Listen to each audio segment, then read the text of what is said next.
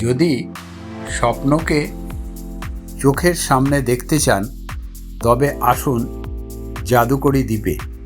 নাম তার মরিশাস।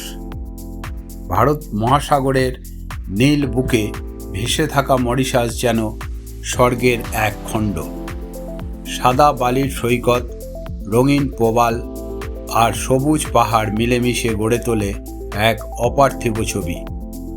সমুদ্রের ঢেউয়ে বাজে অনন্ত সঙ্গীত, সূর্যোদয়ের সোনালি আভা আর সূর্যাস্তের লালিমায় মাখা প্রতিটি মুহূর্ত হৃদয়ে লিখে দেয় কবিতা। প্রকৃতির এই রূপ যেন প্রেমের এক অমলিন গান।